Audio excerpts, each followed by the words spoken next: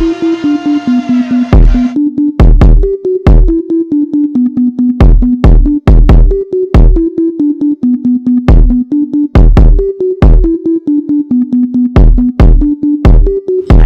to BearatNight podcast with your host, Jurassic Parker. Hello. How you doing? Hey, can you hear me? I hear you fine. Yeah. Okay, cool. All right. Okay, this is cool. Okay. Try not to fanboy right now. Okay. We're trying to be professional. All right, we're trying to see. I sent the message to DJ, so hopefully he gets in time to join in to all the festivities. We're fine without him. That's a joke. Yes. All jokes. Thank you for coming through for the BearatNight podcast. I appreciate you. The man himself, Andros. The Red Raider. All of the above. I mean, the man is good. The man is good. The man is good. So, I mean, how you doing? First of all, how you doing this weekend? I'm good. Slightly hungover, but still good. Well, I think it's gonna be a lot of that this weekend. So, yeah. You're one of many. So, yeah. Well, I live stream on Twitch Saturday nights, and normally I really don't drink that often anymore. Right. I mean, it used to be like every day is party day, but that has slowed down a hell of a lot. And Saturday is kind of my party night. So right. I'll live stream on Twitch, and about halfway through I'll just start putting them back, and it was business as usual. DJ says he didn't see his invite. All right. Well, tell him to log. Okay, I think you gotta tell him to join into the. I think you have to. Actually, you know what? I think he has to get into it. So right, join the. And then I can send in. Oh, there it is. All right. Here. Cool. Yep. I just send it to the accepted. All right. Here we go. Hey, we all here. Hey. Appreciate you, big brother. I was like, oh damn, I guess I'll be in the chat. No, I was trying to get everybody to come at the same time, but you know what? We all here. We all here.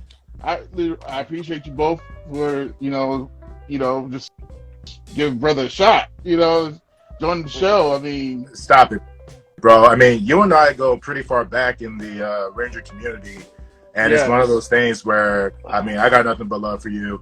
I wouldn't put Chris onto anybody I don't have love for, respect for, because that's how much I appreciate my big bro's time as well. So thank you for having us, man. Hey, thank y'all for joining. I mean, shoot, man, I'm just separately. I've been a fan of both of y'all for Chris. More of him though, right? More a DJ fan now. I mean, it's what. First, I don't blame Chris, I grew up with you. You're Andros. So I mean, you're in space is literally my. You have MMPR is like the Michael Jackson, is the Michael Jordan up there. That's how I look at it. How people put it always. Can space be Prince, please? I like that. Yes. I like that. You know what? Yes, Prince. For me, in space is always number one. Because it just has so much story. It just the Star Wars influence and everything. Like a little bit. I look at it. It's when, a little bit.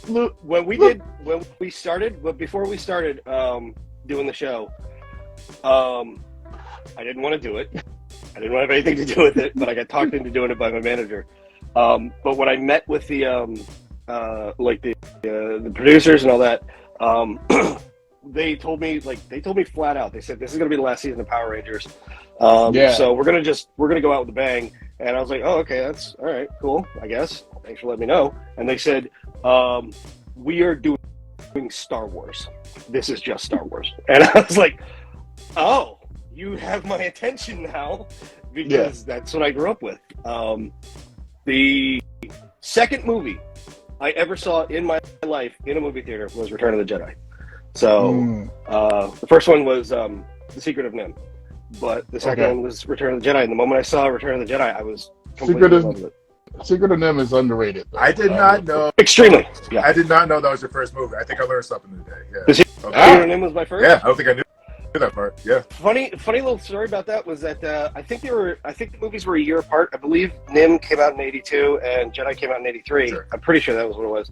Sure. And I think so. In '82, I was 4, and my mom had to take me out of the theater because it got too scary for me.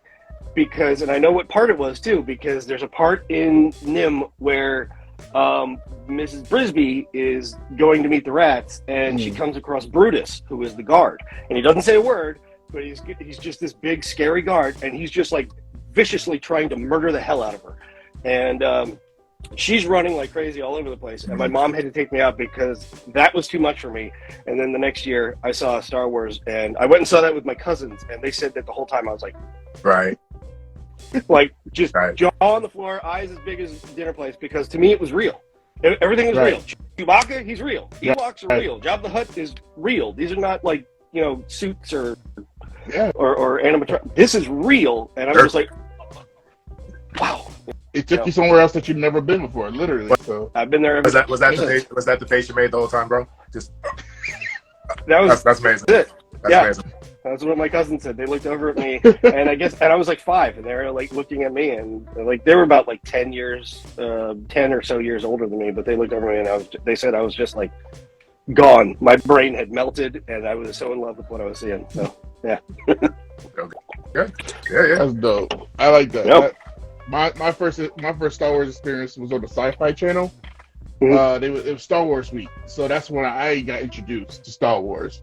And then I fell in love with it ever since. So, so I feel you. And like I said, I saw the moments in space where like, this kind of reminds me a little bit of like the entire plot. And Andros. I'm like, hold on, but overall, Jurassic Man, I'm with you where I was a fan watching In Space first, right? And it was real early on where they name dropped Dagobah system, and I was like, they don't care. No, they're just doing it. I see that was a scene. It's all connected. Yoda exists. That was a scene, and it was spelled in the script the way that Luke just spelled it. Yeah. It wasn't like, oh well, we just kind of like took the word and like changed it up so we can't technically say this. No, it was the exact same spelling. It was Dagobah.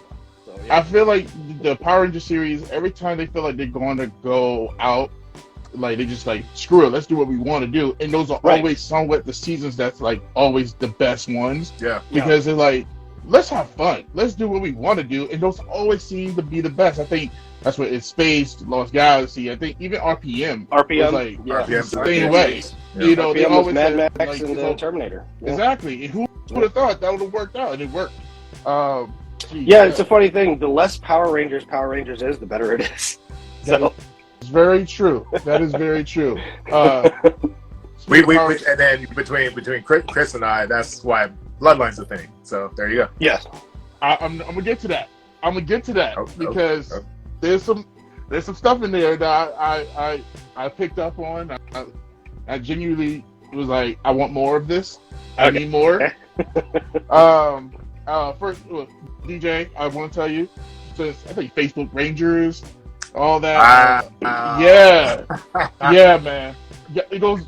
The rabbit hole is deep, man. The rabbit hole goes deep, bro. Chris, so let me tell you, man. Facebook Rangers. I mean, within the last 10, 15 years, obviously, groupings and social media clans are a thing now. But man, Facebook Rangers might have been the very first Power Rangers hardcore elitist group ever. Wow. Yeah. So Power that's Rangers, the wow for me. That's taking it. Yeah, I mean, that's how I got most of my following is from Facebook Rangers. Like, I would do like the little was not TikTok, but what was the other one that came out? Like the 2-second Vine stuff. Vines. I would do the Vines. So I would do like the little morph segments on there, and they like put it on Facebook Rangers, and just like everybody just say something about it, and everybody it was just fun. R.I.P. Vines. Oh god. Yeah. Also, long time ago, I got this bad boy. Hey. Oh, look at that. So I didn't know, like, when it was the face to the product, watching, Bruno and Mia, MMPR Toys. That's when I finally saw you in person. I was like, oh, like in person, but online. I was like, oh, he does that too? I didn't know. And I'm like, I got this at home. Like, I'm telling you right now, I feel like Sunny, also another cosplayer, she said it before, I was doing Power Ranger stuff before it was cool. Right. Like, hey, this is one of my things. I used to always put like little nerdy stuff into casual wear, and this bad boy was one of them. And every time people were like, what is that? What is it? Oh, you don't know? Oh, okay. If you don't know, then I can't tell you. I mean, just, you just don't know. You don't know. So, but putting the face to the products and stuff, and just, for years, the back and forth, and and we shared, same, initials. So another thing. I want to give a quick shout out to what you're talking about. So you're referring to Starlight Studio. Starlight Studio. So exactly. What that is for you, Chris. A lot of the metal communicators, Starlight Studios. They make a lot of the metal coins, Morpher coins, the metal communicators you've seen around, things like that. And it is not. I do want to clarify one thing. It is not just solely myself. It is still there is still a person named Clint Clash who does very much exist. We work in tangent. That's my buddy right there. Love him to death. And throughout the years, I've been, because they've existed long before I joined their team. Oh, okay. I gave them one, and you know how it is. You put out Ranger products, and all of a sudden it's like, hey, can you guys make this? Can you guys make this? Can you guys make this? I would give you my left if you could make this. And I politely, once upon a time, just said, you know what? Why don't you give this product a shot? If you do it, great. If you don't do it. And then, hey, have a good day. And what it ended up being was the 93 Morpher Power Coins. Yeah. And this is before the legacy stuff. This is before the adult collector line started coming out with Bandai, Hasbro, and all that stuff. The molds from the original toy. From the OG stuff, right. So I just said, why don't you do it with an antique wash? And in my mind, it was more Zyuranger, the Sentai version, as opposed to the shiny gold coins. They listened, killed it, made a crap ton of money, and they're like, what else you got? And that was the rest. The rest was history. I was just like, listen, I'll just make more money. A few products here and there. I'll be your marketing guy. I'm in here. Yeah, like Starlight Studios at the time, especially, I think, was the only source. I feel like them Power Crops. I don't know what they've been up to, and then Henshin Vault's still doing the damn thing. Henshin Vault. Yes, Henshin Vault I've been following since MySpace. Like, I think, since MySpace, Henshin Vault. Like, yeah. Like I said, the rabbit hole is deep, bro. I'm pulling out my nerd card right here. That's okay. That's why we're here, man. Henshin Vault been there, but like I said, like, Starlight Studios was other besides Henshin. Like, I mean, I was like, that's where I got a lot of my stuff for, like, my coins and stuff beforehand, and like to help me out with my cosplays and stuff. So definitely Starlight still, to me, is like one of the best, especially when it came to the communicators. Like, to this day, they still come up with the best communicators. I mean, I'm still trying to figure out like an in-space product we can make. You know what I mean? Just something something in-space related. I don't know if it would be like the Astro Morpher, but because for you, Chris, they specialize in a lot of metal works. I would not to say that they don't do. I would say maybe the necklace. If I was gonna say anything, it would be a belt buckle of the M. Right. Yes. M. Yeah. Which, by the way, we didn't when we did in space. We didn't know anything about Mega Ranger. We had no idea why the hell our symbol was a friggin' envelope. An envelope? We were like, what is this? Why is it an envelope? Are we postmen? What is this? And then I remember one of the stuntmen, Takahito. He told me, he was like, oh no, Mega Ranger. I was like, Mega M. Oh, it's an M. Stupid. Okay. I thought it was AOL. You got mail. You got mail. It looked like an envelope. It looked like an envelope. We were like, what the hell is this? Here's a good question for both. Since both of y'all got the suit up. Sure. I mean, the Fusion Ranger, the Red in Space. I don't know how it felt for me to suit up for the first time as the MMPR Black. How did it feel to wear tights for the first time, like that? How did it feel like? I mean, because you're not used to doing it on a regular basis, so it's just like very uncomfortable, extremely uncomfortable. We probably on Space. We probably wore the actual Power Ranger suit maybe 2 or 3 times. That's it. We were in the flight suits almost exclusively. But the thing about the flight suits was it was practically the same thing, because like for me, the red thing underneath, that was a unitard, and it was full body. All the way from the wrists all the way down to the ankles. So I always thought it was like a regular body armor type of shirt. It was a unitard. It was a spandex unitard. So so that was rather uncomfortable. The jackets that they gave us were too small. So like moving your arms around and whatnot, it felt like we were all gonna rip these up. Like even Patty and Tracy, they're not really big or muscular or anything like that, but even them, they're like saying the same thing. Like, if I move too much, I feel like I'm gonna rip the damn sleeves off this thing. And then the boots. Those look heavy. They look friggin' nightmare. Heavy. Yeah, they were like, the boots were like, I think they were like 5 or 7 pounds each, and they had underneath the tread, they had no tread. So every time that we had to run, like when we were on the ship, and we had to run down the halls or something like that, somebody hit the wall, because you can't stop. There's no stopping. Once you get going, it's just you're going to slide until you find a wall to hit, and that's it. So as you say that, I'm thinking in my head like the bloopers that you show at the end of the episodes. You guys running, y'all. I think there were some times I've seen you guys sliding into the walls. I think it was a funny thing. I'm going to spoil this for everybody, but some of the bloopers that were on the end of the series, they were done intentionally. They were like, oh well, we need something for the blooper reel, and we don't really have anything this week, so do something stupid. And so that would happen. But the running into the walls, that was never intentional. We didn't mean to do it. And the directors and the producers were always like, stop doing that. And it's like, you wear the goddamn boots then, okay? You wear them. See what it's like. The stuntmen complained about the boots. And that's when you know there's something wrong with the boots. Yeah. Our stuntmen, we had the greatest stunt team in the world. They were second literally to none. They were better than Jackie Chan's guys. And they complained about the boots. They were like, they were too heavy, they were too uncomfortable, and you cannot stop with these things. And we're like, thank you. I mean, they look cool. They look good for the outfit. Yeah, they look. They look pretty cool. Yeah, I will say, In Space had probably some of the best civilian wear out of all the seasons. Like, I love those uniforms. I mean, don't get me wrong. Comfort aside, I mean, they were pretty great looking, like sleek uniforms. That might have been when that started doing the whole consistent civilian, like when you're not to say that you guys didn't have any like civvies or earth wear from time to time, but like those days in terms of consistent civilian wear from then, even like Lost Galaxy, even though they were civilians, they had consistent civilian wear.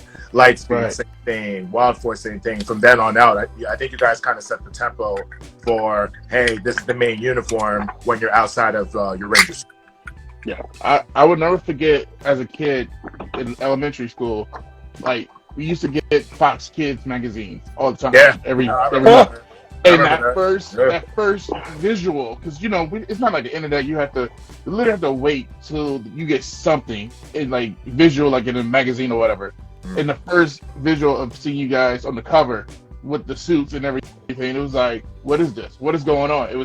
We're not used to this, but it looks cool. But it's a spaceship? What is going on? And I'm a lover of spaceships, so it's like, okay, this is kind of cool.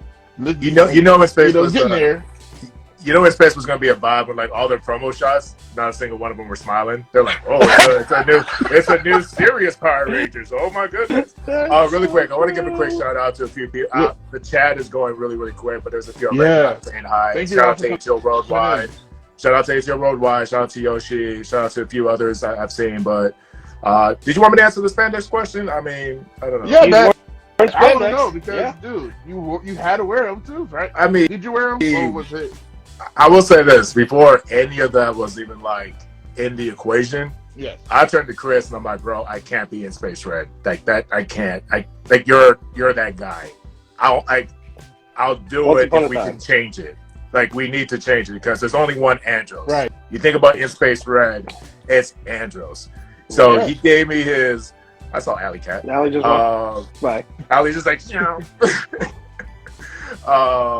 so the biggest, and all kidding aside, as much as I bullshit with my big brother here, one of the biggest blessings or one of the biggest like honors was him giving me the blessing to be affiliated with that color and that Ranger in any way, shape, or form. You know what I'm saying? I was pushing for him to be pink, but he decided red at the last moment. Right, because it was all right for sure. No, what happened was I forgot to wash the red, so it didn't become pink. So it was like, crap, be red. But no, I'll tell you this right now. Like, compared to like young Chris, I've never been slender ever in my life. Right. So me wearing spandex is almost like, cool, I'm just gonna fast for about 2 weeks, suck my breath in, and then hope that we got the take. And just a few times I've worn it, right? Just a few times. I mean, it's people think it's easy because it's like spandex, boots, and a helmet. There's a lot of layers to these things. Like, you have to wear a compression thing, the gloves, the boots, the belt, the helmet you can't breathe in. It gets a lot. That's all I'm gonna say about it. You know, it was during the lockdown and everything that we had to, people are like complaining about masks and everything. And I would talk to my friends, other Power Ranger cosplayers, and they're like, they know nothing about anything about how this really, really is. You've never been in the helmet before. They got to be walking around for like a few hours and, barely can breathe. And, you got to learn a whole different method of breathing just to be in a helmet, We did an episode, I don't remember which one it was, but we did an episode where we basically filmed for about, I think it was like 3 to 5 days in Death Valley. And it was on average 135 to 140 something degrees every day. And it was bad enough that I think 2 or 3 of us, the actual Ranger actors, passed out. I didn't pass out, and I know Roger didn't, but I don't know who else did, but 2 of them passed out. But on top of that, one of our stuntmen, Takaharu had to wear one of the monster suits. And the big monster suits. And I always hung out with the stuntmen, especially during lunch. And I remember him unzipping the thing and taking it down. And then he looked at me and was like, "Christopher!" And I look over him and he just shows me the suit, like the head of the suit. And he turns it to the side and then he squeezes it and then water just comes out because it was soaked. It was drenched in sweat. So I remember seeing that, like the guy who did the Godzilla suits. It's the same stuff. So it's like every time they did a take, he would just drop so much pounds, like they just wring out so much water because it's just really heavy. I give him a lot of credit for being able to do that. It's hard for them to see, right? The only thing that the Godzilla suits had over our guys was that they were constantly setting them on fire. Our guys were never set on fire because they were foam rubber and they would just incinerate. But the Godzilla suits were, they were set on fire quite a bit. That's the only thing that they had over our guys. But also, for the record, I think Chris was doing a little bit more than just hanging out with the stunt guys and got in trouble. Well, I mean, maybe. We're gonna talk about it? That's no. Sure. I mean, we can talk about it. We can, know. That's a Chris story. All right, when I first got onto the show, the producers told me flat out, they said, so your character is, they didn't use the word, but they basically alluded to, your character is an asshole, and he doesn't want to have anything to do with the other Ranger kids. So you're perfect. Like, oh, okay. So perfect for the role, yes. Yeah. So they were like, so Andros doesn't want to have anything to do with, Cassie, Ashley, Carlos, D.J. So what we would like you to do is don't hang out with them, the actors. And I was like, quoi? What does that mean? And they're like, yeah, it would be better for your character if you don't really hang out with them or anything like that. And I thought, that is the most bizarre thing I've ever heard a producer asking an actor to do. I had moved to California from Florida. Nobody out in the state. There's no friends, no family, or anything like that. And they're telling me these 4 people that you're supposed to be best friends with don't have anything to do with them because it'll be better for your character. There's a reason I'm telling you this. So since I couldn't hang out with them, and they didn't know it, by the way, the actors didn't know it. Roger only found that out like a couple of years ago, and he was like, "Yeah, dude, we all thought you were an asshole because like you didn't want to have anything to do with us." I was like, "No, that was Jonathan, our executive producer. He told me like right before we started. He was like, do not hang out with them because it'll be better for your character." And I thought this is bullshit, but whatever. All right, whatever. So I can't hang out with them, so I hang out with the stuntmen. And I was working out with them like every other day, hanging out with them on weekends. We would go out and we would go party. We would go do karaoke, and we would get drunk as hell, and sing and drink and all that all night. So I started like bringing sake to set for lunch, and I would hide it in Arizona green tea bottles, and I would like when it's lunchtime, I call the stuntman over. I'm like, Takahito, how's it? Come here.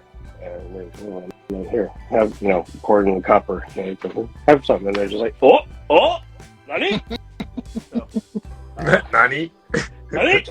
So they were happy about that. And then one day I get a message, not directly from Koichi, but one of the stuntmen comes over and he's like, Koichi wants you to stop giving everybody sake because you're going to get everybody drunk and we can't afford that. And I was like, oh, yeah, okay, well, when Koichi says stop doing it, you stop doing it. That's how that goes. So, nice. Yeah. I want to know, take it to Battle, Bloodline of the Grid. Yes. My favorite subject. Oh, also, really quick, I saw Josue in the chat. Shout out to Josue if you're still there. Josue is like our project supervisor or set supervisor, and he's like all the things, man. Oh, okay. He did a ton of stuff on Bloodline with us. So. Dude, at first I think was watching one is just the effects for the show is great. Like it's right up there. Like you're watching like the regular episode of Power Rangers, probably a little better, honestly. I think with some of the recent stuff. The jokes is there, the action is there. I feel like there's like you got some of the stuff from Power Rangers that to bring that in there, but you also went beyond that. It brought more story to it, like the whole thing. I don't want to spoil it for anybody who haven't seen it yet, but just the Ecliptor stuff in there. Mm-hmm. I say let it be known. I think the more people that know it, the better at this point. Okay. We want it definitive. We're not worried about spoilers. Like, put it out there, okay. G. Yeah. Okay. We're not worried about spoilers. Ecliptor is makes so much sense. The father of both Carone and Andros. Yes. Makes sense. Yep. It was never to me. It was never said on the show, but it was an underlying thing. It was never said, but it's like that makes so much sense. I thought that when I put that in there, I was like, I get it. Yeah, I get it right off the bat. It's just like the back and forth with Andros and Ecliptor, and then just how Ecliptor feels about Carone. Right. It's like it's all there. It's all there. Yeah. Yeah. Like, when you watch the original series, like it's obvious that he is not her. Right. With Ecliptor and Carone, he is not her stooge. He is not her general. He is very clearly her father, a guardian. And it's so beyond that. It's so clearly evident. And then when you watch the show between like his interactions with Andros, truth be told, he does not give a shit about any of the other Power Rangers. Never mentions them. It's only Andros. Yeah. It's only Andros. So it's like that. It makes sense because when you look at Ecliptor, how does a father treat each of his children? How does he treat his daughter? That's his princess. Right. I will protect her with my dying breath because that's my little girl. No matter what, even if she's basically a god, which she was. Right. She was essentially a god. I will protect her with my dying breath. And how does he treat his son? I am going to beat him senseless to make him as strong as me. Yeah. I won't. And he never killed him. He never killed him, despite the fact that he had like 10 chances to do it. But he's like, no, get up, get stronger, get better, right, and keep coming at me. So that's it's stop so obvious. Stop being pathetic. Stop being a little huge.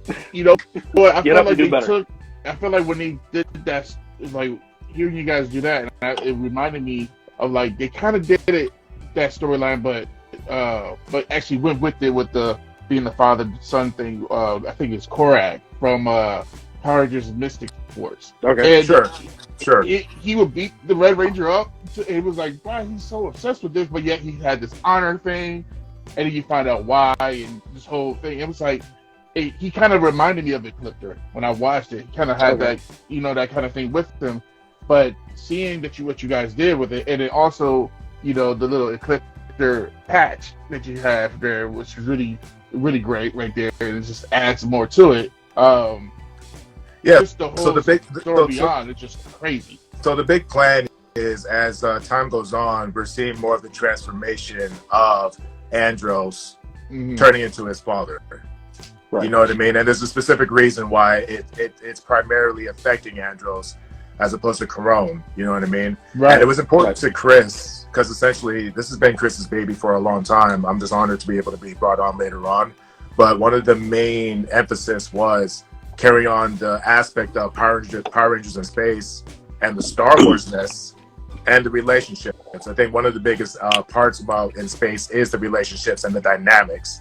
The deep lore of him possibly having a previous team, Zane being in a coma, the long lost twin sister, all of it, even like the telekinesis, the telekinetic powers of the KO-35 kids and all those things. So it was important for us to, and this is one thing Chris and I are adamant about, moving it forward, not lateral, not backwards. Moving it forward. And you had mentioned the special effects. I want to give a quick shout out to Mo over all the way in Jordan. And these kids are international. These are very talented artists at this point. So we got Mohammed, we have Taryn, who worked with us with a lot of episode 1 and part of episode 2. Right. And also a big shout out to Jerry Kodo, who's basically like the Spock to my Kirk. Like he says things in the most monotone, driest tone ever, but you will listen to this kid. Wow. You'd have to check Jerry for a pulse to realize that he's not a robot, or if he's kidding or not. Yeah, like literally, we could be in the car and be like, "We're about to drive over the bridge now." We love you, Jerry. A million%, we love you. We love you, but we would never know if we're ever in danger. That's all I got to say. It's just the same monotone the whole way. There's a sniper on the roof.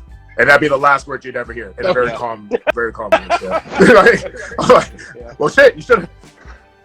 More, man, more. I was definitely like the second episode, like set the bar like just the beginning of it with Andros and the Red Psycho Ranger. Hell yeah, man, I love that scene. That's a great scene. The effects of it, I was like, what are we doing? Like, mind you, I watched it on my phone, but when I actually got the chance to watch it on my TV, it just like, okay, they doing something. They're killing it right now. You guys, with Nerdbot, it's just like y'all just, doing things. Y'all doing the Lord's work, as Kevin Smith would say. Y'all doing the Lord's work right now. Just, okay, I'll take it. Because I mean, as Kevin Smith, I'm having a Kevin Smith moment right now. Shout out to Kevin Smith. Silent Bob, all that. But you guys are killing it with the story, and then you adding all the past Rangers from the other shows, into it. And I gotta ask you, DJ, how many takes did it take for that slap? Oh, with Christina? Yes. With Christina? Oh. That was so hilarious. I had to play like 4 or 5 times because it just catches you off guard. One, I had to get over the fact that he was with Betty. Oh, okay, and then the slap is going on, and then poor Pickles. Poor Pickles. Poor Pickles. I want to tell you something real quick, just like because DJ can get into the whole slap thing. But I can tell you this, that it did take a little while because Jazz was on the set too, and he was in the back, and he would not shut the hell up. So. Oh, no. Oh. Jazz was referring to as Beast Morpher Blue. So actually, so when we filmed with the Beast Morpher kids, like I just thought Christina and Rory was gonna come. Next thing you know, it's like Christina, Rory, Jazz is here for no reason. It was like everyone who did like the signing that day, and they're just on set. And but it was a good day though. Honestly, it was also really exciting because that was the first time we got to establish the Red Raider ship, the Obsidian. You know what I mean? Yes, which is dope looking too, by the way. I was looking at that. They need to make that a toy. Maybe you make that as a toy. I need that. Yeah, so that concept was pretty early on in terms of like having the home base for the Red Raiders, having something like the Millennium Falcon, and it's gone through iterations as far as it'll be a Star Destroyer. I'm like, budget. It will not be a Star Destroyer. That was what I wanted right off the bat. Right off the bat, Star Destroyer. Like, how about we build our way up to a Star Destroyer? Yeah. As long as one day we get to Star Destroyer, I'm going to be very happy. Hey, listen. We'll have a production meeting. So, hey, I would love a Star Destroyer. I would love that to be in the cards. But no, it was fun though. No, to answer your question, we did a few takes, and the thing about the past Rangers, since you brought it up, is another. Because one thing I think that's great about Chris and I is we have like this whole George Lucas first episode 4 type of mentality where we balance. It's not all the way this idea. It's not all the way this idea. We are each other's sounding board. We do find the middle. And more importantly, we always make it make sense. We don't just throw things just to throw things in. We don't, narratively speaking, we want to do well with the material. And every single person who's come back, they have the same concern, which is I want it to do my character justice. You know what I mean? Right. So that's the major thing. So having the world building of, Grid Battle Force with, and that's the cool thing about Bloodline. You're seeing these crossovers that you just won't see in the mainstream TV show. I love the fact that we have that scene with Rory and Chris, Andros, and essentially Devin. You know what I mean? And you would never get that opportunity in the main continuity, which is very much why I appreciate like Boom comic books as well. You know what I mean? So always paying respect to Chris's vision, but also the world building is one of the most exciting parts of not only just Star Wars but of Power Rangers. You know what I mean? Like it started off as what is Zane and Andros up to? Yeah. It was very much a Zane and Andros centric narrative, and it still is. I mean, there is still the driving force, which is the Red Raider and his the new adventures of Andros. But we want to evolve it. That was the biggest thing. Like he's evolving, so therefore the world is evolving, the universe is evolving. So like literally, everything connected. Evolving. What was that? Quite literally, he's evolving. No, 100%. After a while, not even there no more. Yeah. But So, anyways, I'm rambling, but it's a real honor to be able to have these returning Rangers, and it's actually part of the reason why this next episode is super exciting for me. Now you're working on the new episode right now, or how? Yes. Okay, because I will be on standby waiting for this because I got to see more of what's gonna happen. Like the writing is really good to the point where you need to know. Like it's that episodic type of situation where you're like, what happens next? What happens next? Like it's that cliffhanger, which you don't get a lot of times.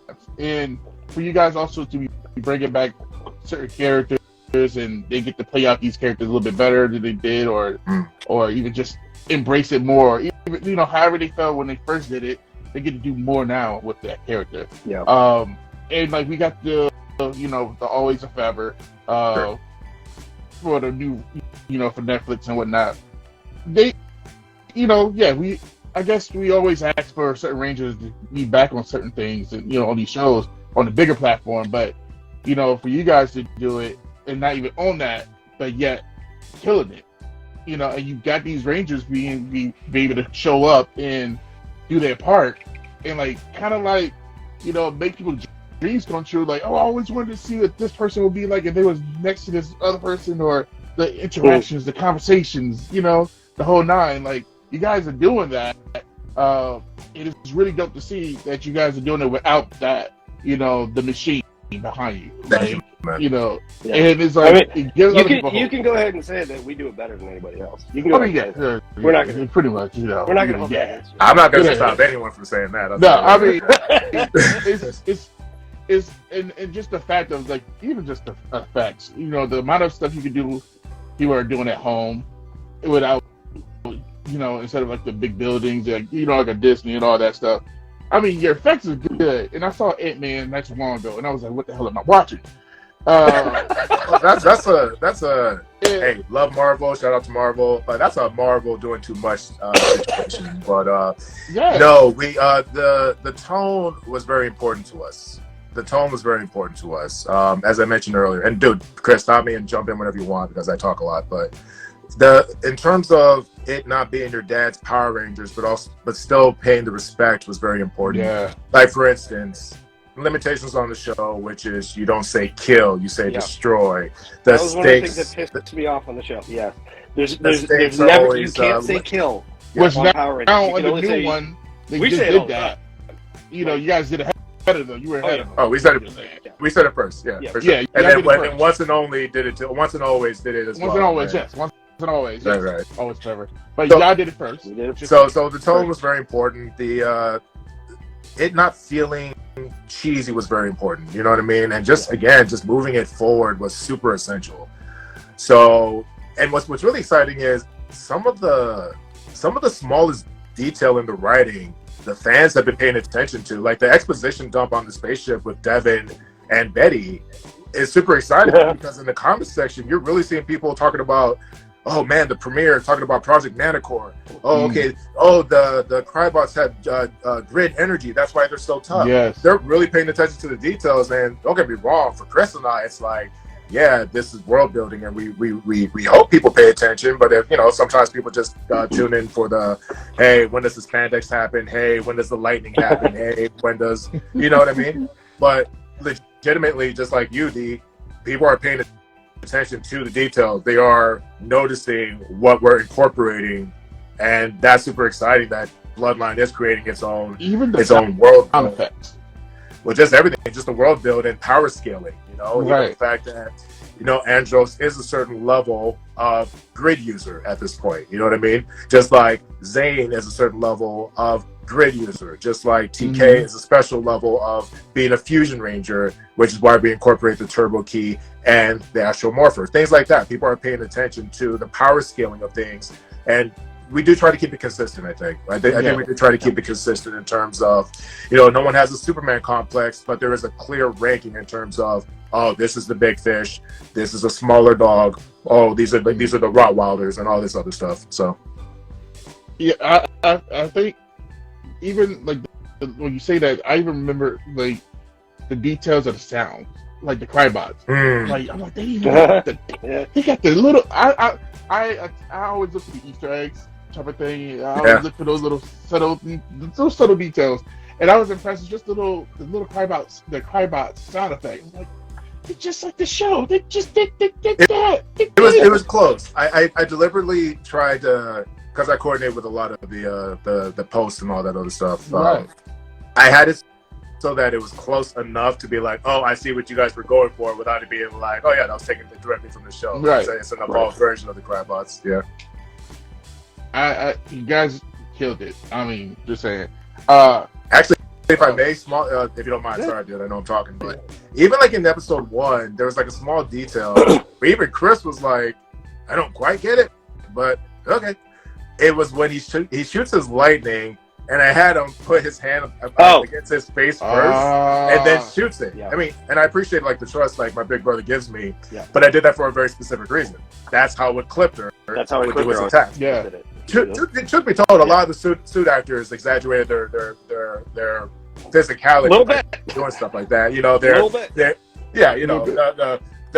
The special beam cannon, the Makanko Sopo, we're gonna do an extra. Yeah. But Clifton definitely consistently just boom, charge it up, and then let it go. I caught that as soon as I saw it, and it was like, because I saw the eye, it was like, what's going on? Like, I needed answers, and I'm like, he's gonna clip the stuff.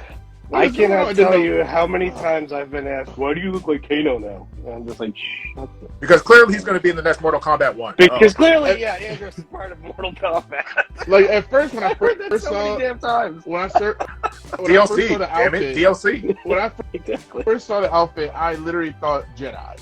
When I first saw it before anything. We're going for Sith. My bad.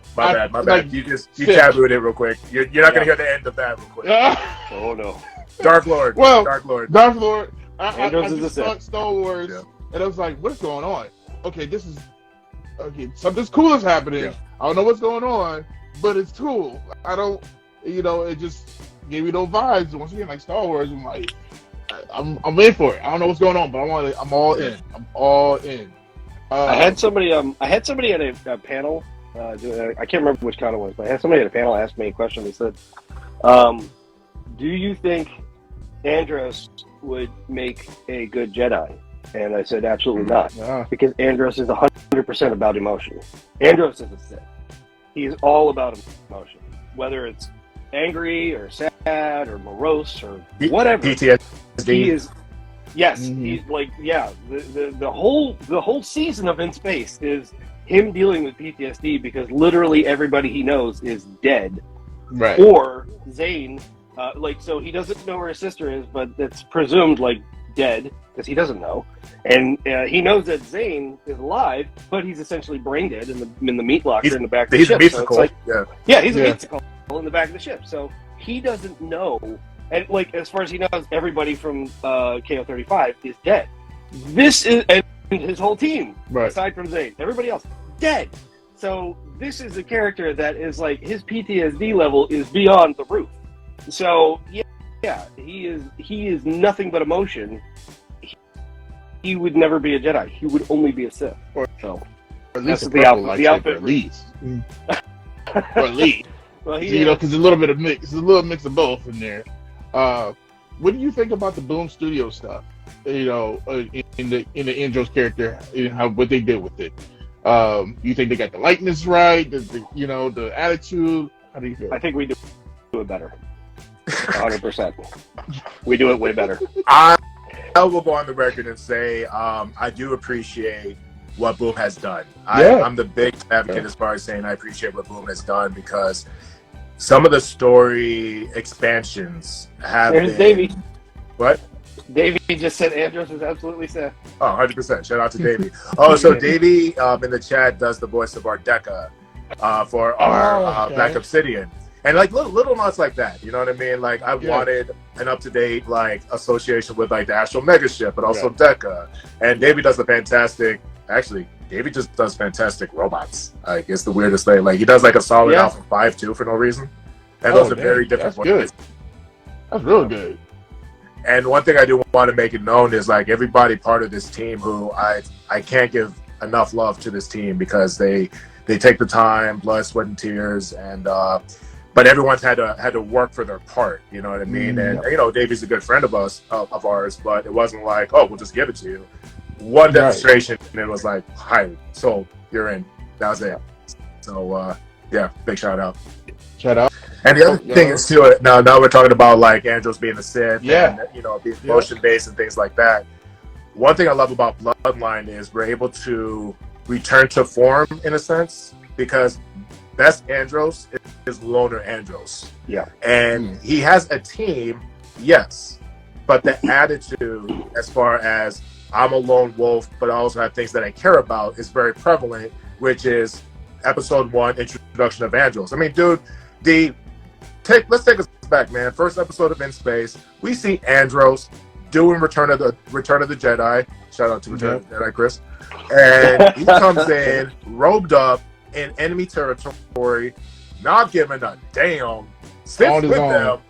Everybody's toasting up, and Andrew's like, man, F your toast. Yep. F your toast. I got priorities. Really, for real. And then stand on the table and then F your dinner too, right? So that type of Andros with the Red Raiders, I love, you know what I mean? And what helps really cement that is who he has to bounce off of, which essentially is a Gohan type to his Piccolo, which soft spot for him, but also he's DJ and my favorite Dragon Ball character, Piccolo. Yeah, very definitely. Both our favorite characters. So. I got a Piccolo figure in my Amazon basket, in my Amazon cart right now. As you should, yes. So with that said, having that dynamic as far as having that small sweet spot, but also I'm gonna train you to be the best, so don't let me down type of dynamic, and also. One of his lieutenants, one of Psycho Red, is Psycho Red. They're not friends. They're they're they're there. They're working together. And you're the one that's like giving him cautionary, like, why are we with this guy? Like, I don't like him. Why are we doing this? Why gotta be him? Like, I love that about your character. And you try to tell your master, like, your boss, like, hey, all of this is crazy, but we're doing this. What we doing? Is it just me? Do it with this guy? No, it is just me. You don't care? Yeah. All right, well. And Andros is like, trust the process. Don't worry, you got this. Oh, don't and worry. I get the process. I'm like, I don't. You guys greet each other with lightning. None of this is right. Like every time y'all do this is how y'all fight. Every time. Just and I'm like rolling my eyes, like, this isn't friendly fire. This is not what I want to. This is not normal, sir. Yeah, I don't want to be in the same house with this dude. What is this? That's the uncle you warned me about. No, that's right.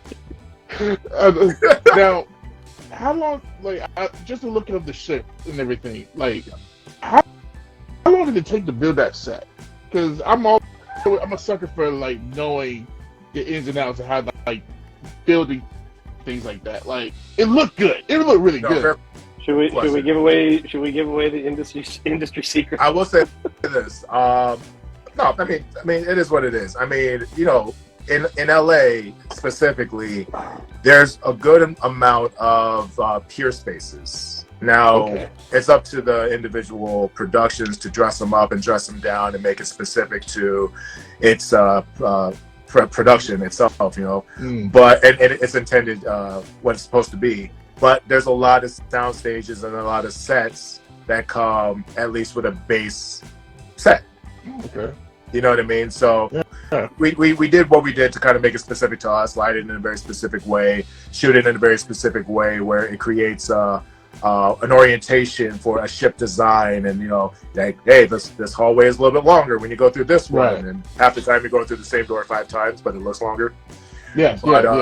So no, we didn't completely we didn't build that set, but we did utilize a very, very cool soundstage. Yeah, it was still dope nonetheless. Also, one of the questions to this was I had to ask Chris, how does it feel to be a action figure? How does that feel to be like especially back in the day, to go in like the store in Toys R Us or whatnot, and just like, oh, that's me. Like how did it take us to that feeling? Like, what is it like? To be. I'll tell you what, because I have like 2 versions of you right now on my wall right now, and I'm talking to you, so I feel kind of weird. Like, looking behind me is when the action figures came out way back when, a million years ago. Obviously the show was with Saban.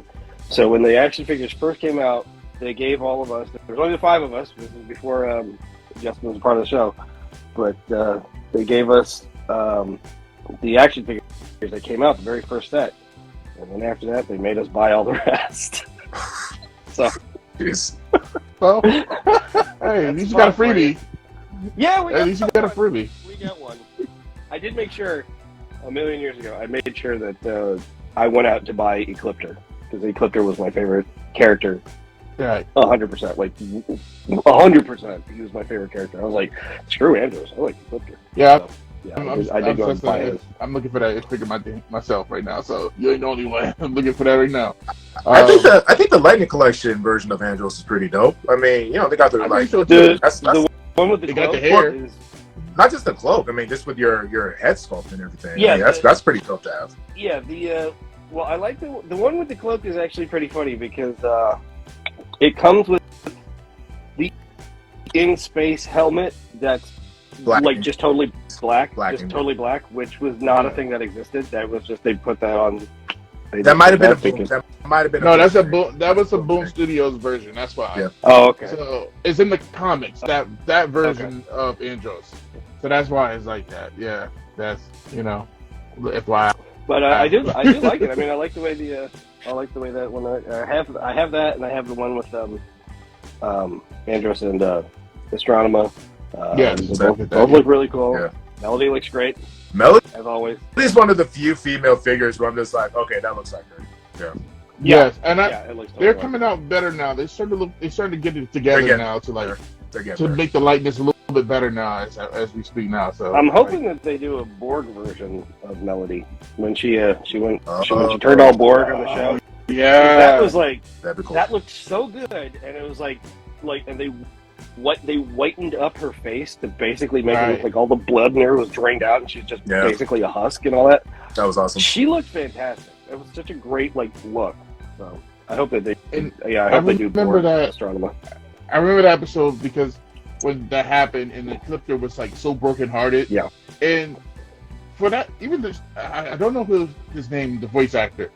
Lex Lang. Lex Lang did a phenomenal job because in the guys in the suit, because just the combination of the mouth doesn't move.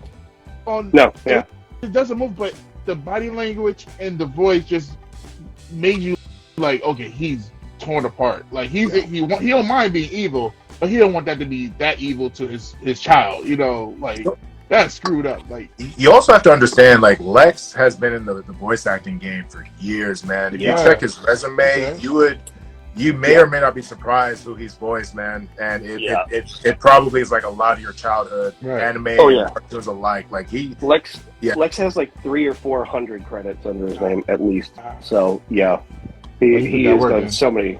Yeah, he's put in all the work. There's not an anime he's like the Danny Trejo of voice actors. Yeah, yeah, but yeah, he's been a part of like literally every anime that's of any kind of caliber. He's been a part of it in some way or another. Yeah, that's dope. Yeah. Big shout out to Lex because it was very important to us to make sure that Ecliptor. He was Ecliptor. Yeah. So the voice that's what made it sweet too. Yeah. That's what made it sweet to hear his voice, and then I didn't know, was it like the voice in his head or like just like I don't know like a Force Ghost separate thing he's talking to. What do you think? That's the question. What do you think it is? I felt like it was like since it's part of him already. I think it was coming from that area. Like it was in his head. I don't know. It was cool. But let's just say Ecliptor, his essence is alive. Okay, I take that. I will take that. I take that. DJ, I would have to say the amount of work you've been doing on web series is ridiculous, bro. Like you're like just about everywhere.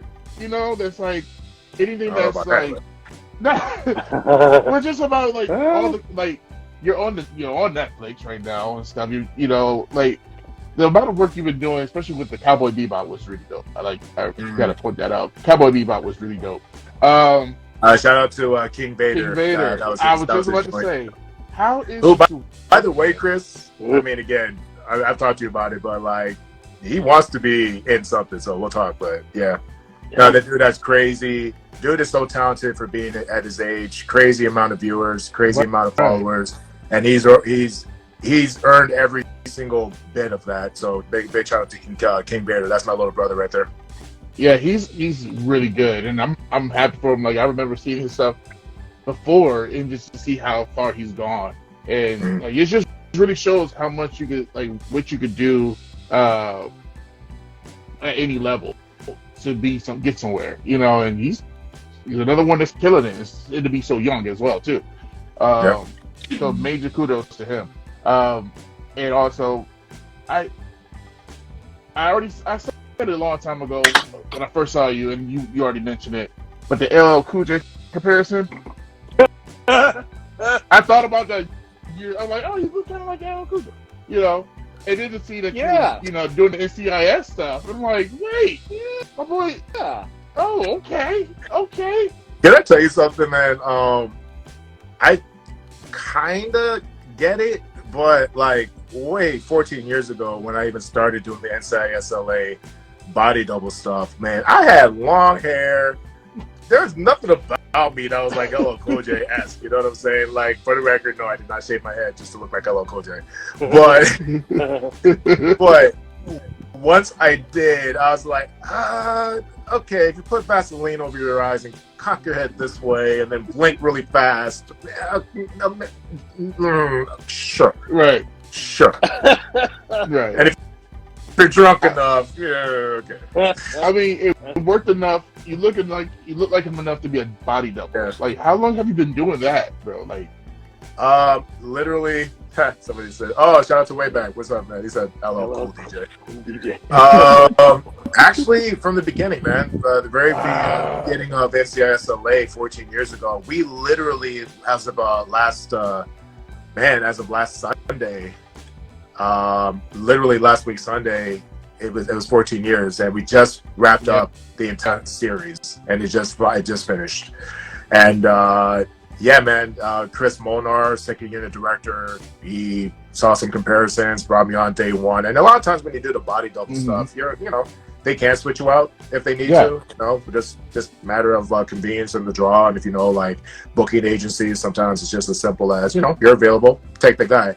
Right. He just kept on bringing me back, and I couldn't be any more thankful for that experience. Just getting to know the crew, the cast, just being around that energy. I love sets that feel good. You know what I mean? And Chris, I'm sure, has his own his own testament to when you're around a good vibe on set. There's nothing like it. And then seeing that end result with everybody. Because I mean, if you have that experience on Hollywood sets or just sets in general, everybody's part is important. You know what I mean? Right.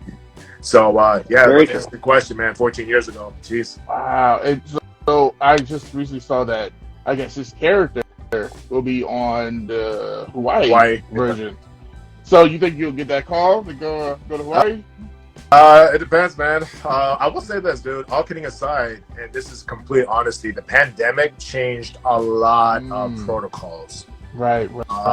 Because before, when you had a second unit or an insert shot, it would be a day booked. You'd have X amount of time to do it and just knock it out. Where during the pandemic, you had to get tested like 2 to 3 times, but every time you do, you get paid to do it. Right. So doing an insert shot, which let's just say, throwing out a number, right? It does not cost $100, but let's just say a normal insert shot day would cost $100. It was now costing them about $300 to $400 because everybody had to get tested just to do a normal insert shot. So they started getting a little bit more effective with not needing second unit, if that makes sense. Okay. But you never know. Yeah, but things have changed a lot since the pandemic, I will say that, for all the productions, not just NCIS LA. I mean, I look at it like, if it ain't broke, don't fix it. You know, man? Like, if you used it before, you worked well before, you didn't give nobody no trouble. But the problem is, what worked before might make you broke, so you might fix it. Yeah, that's true. That is true. You're right about that. And, Chris, I have to I'm going to take this back. I used to hang out, if you're familiar with clerks and stuff, I used to hang out at my local video store with my friends every weekend. And there was this movie that was sitting on the counter. Every time I would walk by it and I really looked at it, and I was like, what the hell is this? There's one of two that I can think of what you're going to say.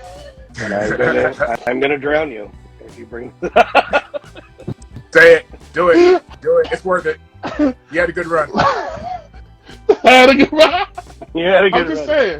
I'm just saying. I saw it. We were going to speak about it, but I saw it and I was like, hey, it's Andros from Power Rangers. Which one was it? Light in the Forest. Light in the Forest. Okay. Yeah. I saw you on the cover. That was after Power Rangers. Honestly, bro, I've never seen it. Never seen it. Yeah, I don't have a copy of it. Yeah, I've had a number of people come up to me at conventions and they have a DVD copy of it or whatever. They're like, can you sign this? I'm just like, where the hell do you get this? I've never seen it. I remember watching that. And I remember I bought that in Warriors of Virtue, and I kind of confused. Oh my god, Warriors of Virtue, dang. Yeah. I remember because I rented that movie. I love that movie. Yeah, that was something. Kung Fu Kangaroos. Yeah, definitely something. Yeah, I'm just saying. I watched Warrior Virtue a lot that weekend. I'm just saying. That's all I'm saying. You know, can I make this very perfectly clear? There's one first of all, underrated movie. That's a gem of a movie. The second one I was mad about, but the first one. Well, we're typically mad at the last second. I didn't even know there was a second. Oh yeah. Yeah, no. You're better off not knowing that.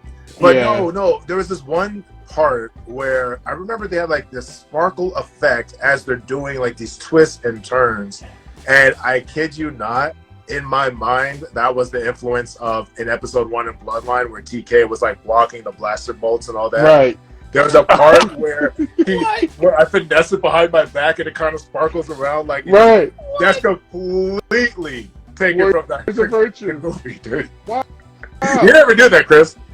Wow. I did not know that. I did not know that. The whole thing came from Warriors of Virtue. Yeah, no, specifically the sparkle part where I twist the spiral saber behind my back and it did a little hit, but it sparkled around and did that whole thing. I'm like, that's exactly where that's from. That's so funny. Wow. I think wow. Okay. There's a lot, but between Chris and I, there's a lot of little, hey, we like this, so we're putting it in. Right. But it still makes sense. We're not just doing it just to do it, but a lot of times you may find like a Star Wars line here or there, and then Chris will be like, did you just really? I'm like, yeah, let's keep it. All right, do it. Screw it. I don't care. It's good. Yeah. I'm really surprised. I actually think that was a part of the show. How much was improvised on set? A lot. Bloodline. Because you mean on Bloodline or on Space? Well, on Bloodline. Sorry, just going over. On Bloodline, a little bit. Yeah, we have. Well, so like when it comes to like the story is pretty much set in stone. Like what's going to happen on that episode or whatever. That's fairly set in stone. The dialogue though is like, you know, whoever is speaking will tell them, okay, if you don't think that this sounds natural for what your character would say the line, but like make it your own. Mm-hmm. But you know, definitely don't deviate. Like if the answer is supposed to be yes, don't say no, right? Because that would not help us. But you know, we're very loosey goosey with the dialogue and all that. As long as somebody feels like this is something that my character would say, or this is something I don't think my character would say, we'll listen to you. Right. We're gonna be happy to work with you. We're very open with making it natural. We're very open with making it feel good, and that's the main thing, making the dialogue feel good. Case in point, there's two main examples from episode 2. Andros and TK. I love Andros and TK's dynamic. It's basically me and Chris in real life, kind of. Pretty fun. Depending on what it is. It's basically us. It's kind of like him saying something, face palming. That's like literally her. It is, man. You can say what you want. It kind of is.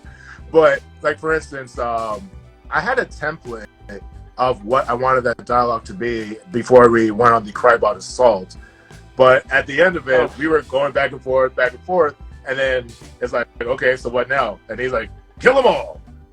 And I'm like, you know what? You're clipped it right now. Do it. He's like, really? Yeah. That's it. Let's just go. Like that's the response. Kill them all.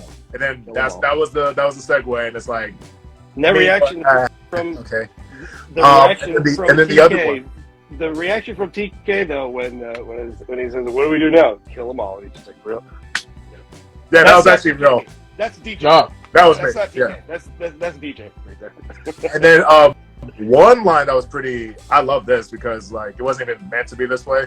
The original line was on the spaceship with Virgil, Psycho Red, where you know, because Virgil's like unhinged. Right. And this is the beauty about like Virgil's character, because on the show, Psycho Rangers are a problem, man.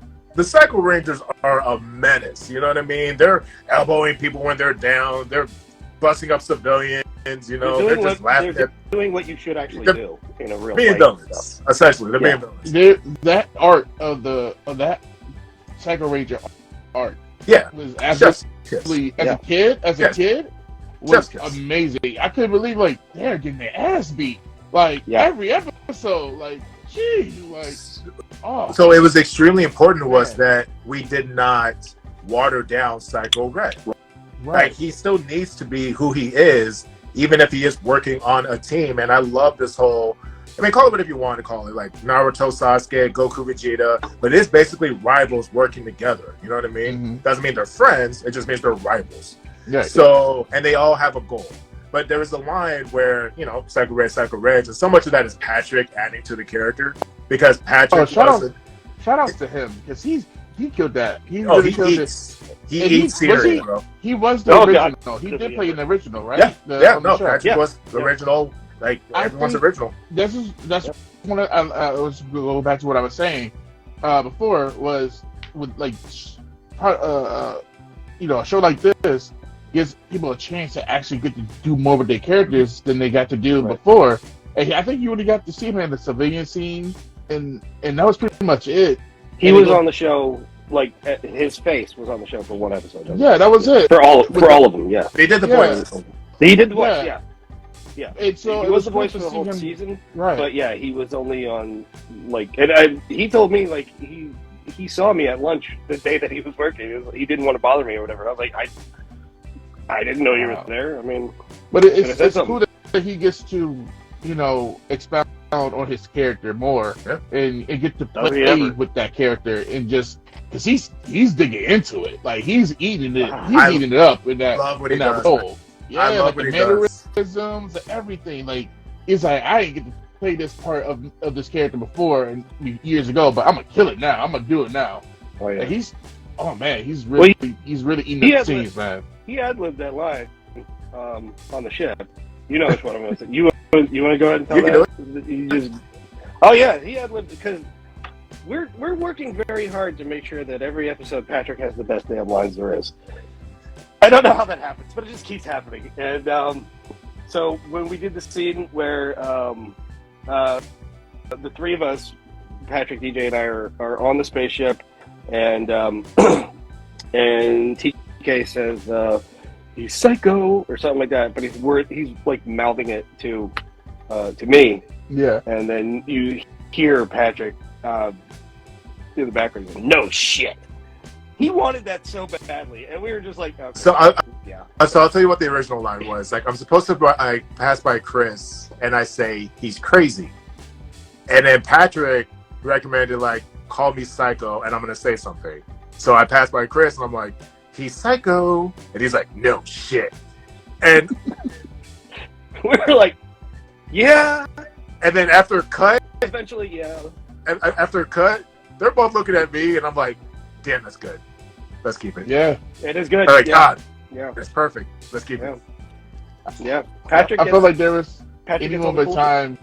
Yeah, I felt like any moment of time, I would just wait for him to be like, say that one line, like, I'm surrounded by idiots. Like, just something like that. Like, don't worry. Yeah. Like he gets so annoyed, and he's just like, oh, I'm surrounded by idiots. Funny, like, just have that moment. Spoiler or not, he definitely calls us idiots in the next. Like, you know, he definitely thinks very little of us. Yeah. Because I say that because when I see that and I see his scenes, and I love Guardians of the Galaxy. Yeah, shout out. And he gave me like the vibe of like how Gamora was, like when she's just hanging out with the team. It's just like, oh, I hate being here. Gamora or Nebula? I'd say even Nebula. Yeah, Nebula's definitely like they're all idiots. Not Gamora. Sorry, I meant Nebula. Sorry, okay, Nebula. Sorry, I'm saying Gamora, but I'm thinking Nebula. No, that's what I'm thinking. So when I see him, I just have that moment of thinking of Nebula, like, I'm surrounded by idiots. Like, this is I got to deal with just to get my mission done. Yeah.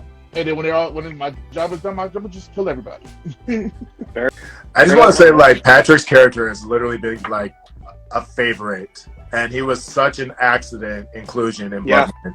He was such an accident inclusion in Bloodline. Should I tell that story? Yeah. Or do we care? Yeah, by all means, please do. Please do. I want to hear it again. Yeah, no, for sure. So we get done with Bloodline 1. I won't get too far into this story, but Bloodline 1 was an accident. Like, what we got for episode 1 was supposed to be just a trailer. It was supposed to be. Episode 1 is technically not episode 1. It's just a long trailer. I mean, it ended up being an episode, but it was supposed to be just a trailer. It was supposed to be like, imagine like a trailer where it pulses in, pulses out, and it's like Andros in the middle of nowhere. We see a couple of things happen. He reveals himself, that kind of thing. You may see a little bit of me, a little bit of Sam and Nova, that kind of thing. And then Bloodline of the Grid. We, and by we, I mean me, filmed way too much. And I'm like, we can do something with this. So we added the extra scene with Patrick to round it off. Which was supposed to be, it's supposed to be our Marvel mid-credits thing. Right. But it was just too long for a scene, so it's like, screw it, just put it in. It's now a part of it. Well, I want to add like a little extra, just a little bit of extra oomph, for like a Marvel effect. Exactly. Get some people to look forward to, kind of thing. So the original pitch was, you know what? Maybe there's like a whole bunch of people on the ground in a science lab or something. He's sitting down and he looks towards the camera, and then he just morphs right there, and the helmet comes on. Something very simple, right? It was nothing like that. It was the scene that you saw where he Batmans his way into a place. He's snapping necks, and then he morphs in the camera, which is one of my favorite morphs we've ever done. That is the best morph of all time. I like my morphs. I'm saying that. Yeah. I gotta go with Patrick's. That is the best morph because you don't see it. You only see like a very small bit of it. And then he just snaps the console. Yeah. He just breaks the thing. Yeah. That is my favorite morph of all Power Ranger stuff, literally. Ever. But that is my favorite one. But the problem was when Patrick came to film, because I'm talking to Chris, and we were literally doing ADR for episode 1 at the time. I was like, hey, what do you think about what I just told you? Like, what do you think? Patrick, would he be down? He's like, yeah, I'm sure he'd be down. You just need to talk to him. And then we never updated Patrick the concept, so he thought he was just going to show up and sit in the desk. Right. And that was not what was that is not what happened. That's all I got to say. Yeah. And the response was so good in terms of, and that was about the time where I came up with the whole glory to the Red Raiders thing, which I love the fans for catching on, because I love that's our call sign. I love that's our thing. Matter of fact, if anybody's out there, if you guys have an idea for a salute, let us know. Yeah, we're kind of trying to figure out a way for the Red Raiders to have like a salute, but we don't want it to be too. I mean, I'm leaning towards Spaceballs with the whole. It's funny because I literally thought, well, except for the Spaceballs, I really thought the other way though. Like it's Andros. It would be like the middle finger or something. Like that's Chris. That would be me. That would be Chris. Well, that would be me. Yeah, that would totally be me. Andros wouldn't bother. Chris would flick you off in a heartbeat. Andros would just murder you with lightning or something. Glory to the Red Raiders. Glory to the Red Raiders. We do have another fun. We do have another fun accident though. Not just Patrick. Patrick is our greatest happy accident. Sure. Now like 100% part of the team, the crew, all of that. Yep. But the other happy accident is our opening narrator from for episode 1 and episode 2, and it's going to continue going on and on and on. We were like, I think we were on set. We were filming. I think it might have been the Patrick scene, and I remember like we just started thinking like, what do we do for the intro though? And you wanted Star Wars Crawl. I said no. Yeah, I wanted a Star Wars Crawl, but it turned into. I told him, I was like, I live stream with Dave all the time, Dave Fielding, and I was like, I can ask him. And I said, if you get him to say yes, literally by tomorrow, I will write something real fast and we will film it, and it's in. Yeah, right now. So I texted him like right there. I was like, dude, could you do like the opening thing for episode 1? And he said, yeah, man. What do you want me to do? So I was like, fuck yeah. We got Dave. Working with Dave is to me another like.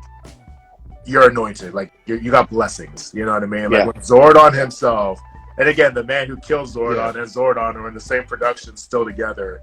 Yeah. That's meant to be type stuff, man. I mean, that's who needs to narrate this. You have to have Zordon do this. 100%. Yeah.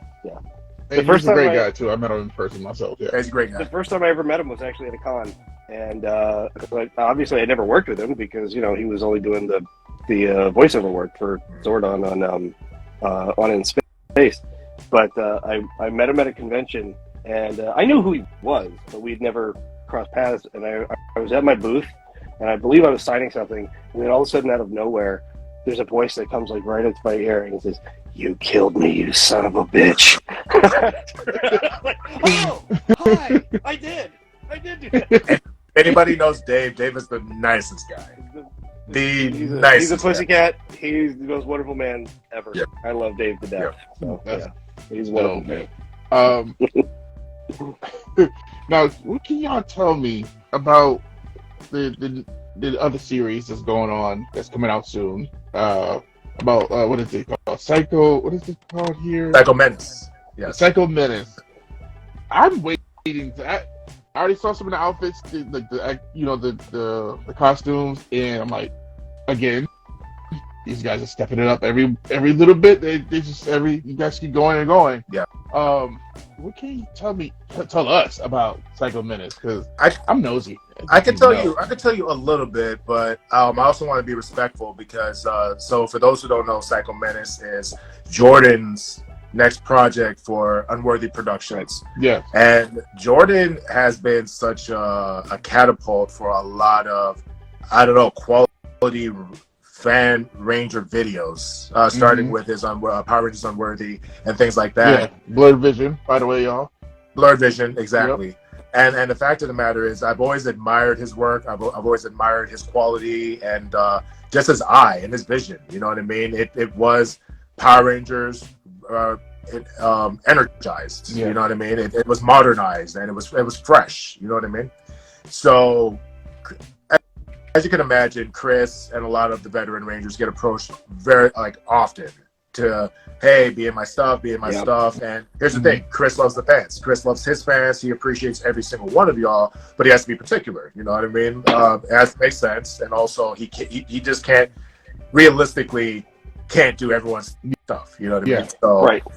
But with Jordan, his vision is so specific. I brought it to the table to Chris and Patrick, and they were super enthusiastic about it. Jordan's been nothing but respectful about the characters, making sure that they're okay with everything, every single step of the way. And the big picture is having a multiverse of this version goes this way, this goes this way, but there's only one specific Andros that becomes the Red Raider. Right. That was actually my concern before even talking to him about it, because DJ hit me up and it was like, and also Patrick's concern too. But DJ hit me up and he was like, so what do you think about doing voiceover stuff for Unworthy? And I was like, wait, but it's Andros, but it's not Bloodline Andros. I don't know about that, because it's like, I don't want there to be two versions of the same person out there that don't that are not, they're totally different and all that. And he was like, well, the alternate universe. So I was like, okay, alternate universe. I mean, then whatever you want to do. I mean, you can do anything with that. So okay, but my biggest concern was I don't want anything, period, to ever take away from what we do with Bloodline. Yeah. That to me is that is paramount. To the point where I actually had an emo ask me this. Justin hit me up and he was like, hey, what do you think if they ask us to do a once and always for in space? And I told him, I was like, I would consider it only if it's Bloodline Andros. If it's not, I'm not going to do that, because the whole point of a character is to progress, not regress. You want to move forward. You never want to move backwards. When you're telling a story, you keep moving forward. So as far as we are concerned, DJ and I and Patrick and everybody that's part of the crew and the cast and all that, as far as we're concerned, what we're doing on Bloodline is the natural progression of what all of these characters, where they would be, what their where their heads are, what they're physically like, all of this stuff. So everybody everybody's changed, but it's also Power Rangers in Space was set in '98.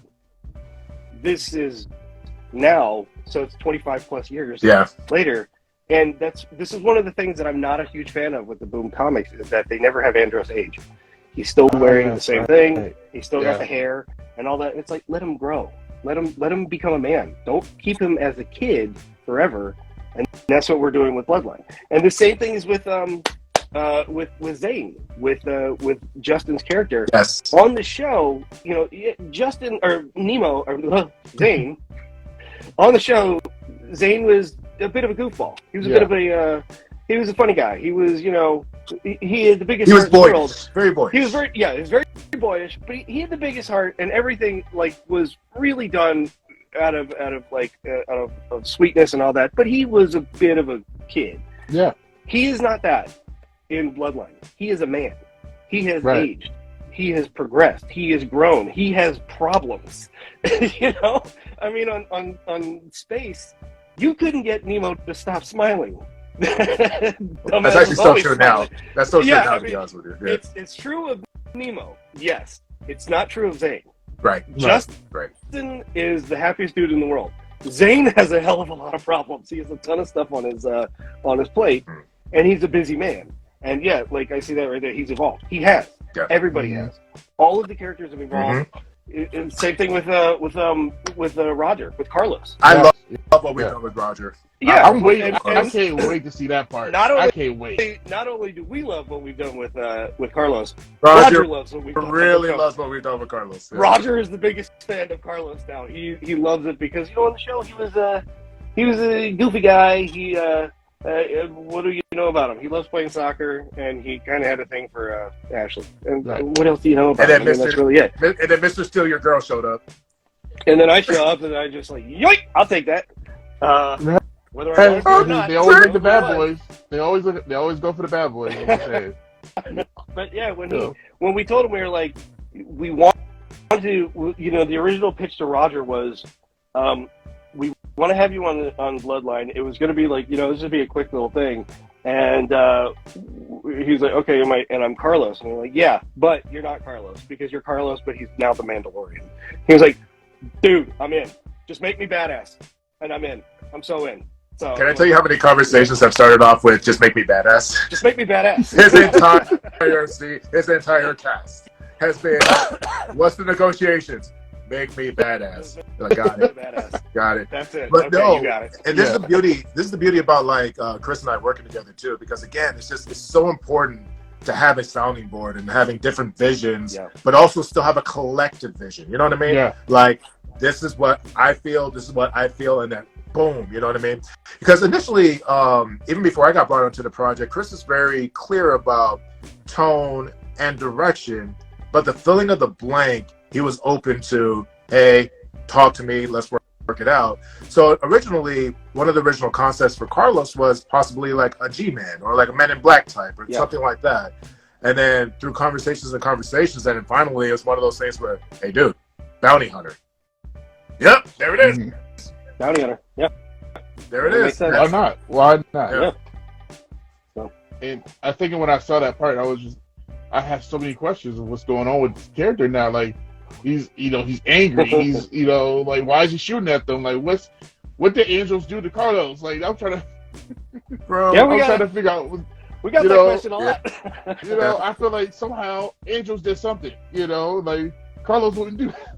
He wouldn't be this angry. Andros did something, but it was just cool to see him, and then you just leave off on it. It's like, God, I can't wait for the next episode because I want to know what happened. I can't wait for the next episode because honestly, this is going to be our best episode. It just is. Yeah. Where we're picking up from, what we're introducing, and just the continuing world building that we're doing is just. Chris and I know where it's going, and then we really want everyone else to be caught up where we're at because it's pretty exciting. That's so dope. Question, DJ, are y'all gonna get that new Morpher? The new Morpher? Are you going? What makes you think I don't got it already? Oh! Okay, so for those who don't know, like Dom here, Jurassic here, was it done specifically for Fusion? You know what? Yes, actually, it just happened. I mean, there's not even instant, but I'll take it. Literally on the XC site, it says Fusion Morpher. Yeah. So yeah, I was just on there trying to. What a lot of people don't know, I've been slowly getting parts to my Ranger for the Red Ranger, which is funny because I was thinking I want to do in space, but I want to do a turbo. I just don't know what. And then you guys show up with y'all show, and it's just like, oh, okay, you just did it for me. Okay, so I Oh, all right. So how can I not You're welcome. do the same, but also try to not to copy so much? So I mean, I'm working with Tyler Aslow with having my own morpher. I mean, my own helmet, whatever. Yes. But I wanted a morpher, and I just happened to just by accident and got this bad boy. Nice. And I was so like, for those who don't know, it's literally the Astro Morpher with the turbo key slot. Yeah. Very talented dude. He makes a whole bunch of cool stuff. And I got a couple more from him too. Yeah. This was the start of something from him. I love him to death, and he actually made all of us for a lot of like the Shattered Past crew our own individual morphers and stuff like that. Yeah. But even you're not alone with that, dude. I feel like for a lot of us, man, especially for young black men, of course, Selwyn did his damn thing as the first black leader of the Power Rangers, being a Red Ranger, like that. How to do it? Shout out to Black. You had to. I'd never heard that song. He taught me that song, and now every time I see him, I have to do that shit. Oh, I got to show you. Did he show you the clip that it's from? Yes. Oh yeah, yeah, that's Andre Meadows. So shout out to him. Yeah. But I think for a lot of like black men, we have like the same thoughts as far as just like first black leader of the Power Rangers, Red Ranger, and even like when Chris approached me with his business partner at the time, the concept as far as like what TJ's son would be like was very early development. Right. But I was I think for me, I was very adamant. Like if I'm gonna do it, I would like to keep him a red. Right. But also I want to still be. I also still want to pay that respect to Andros being in Space Red. You know what I mean? He is in Space Red. That no one will ever take that away from him. So paying that respect was super important. And then there was also this really cool concepts that has evolved since then. It's not exactly the same, but cool concepts from an illustrator named Randall Calrissian, very talented drawer and artist.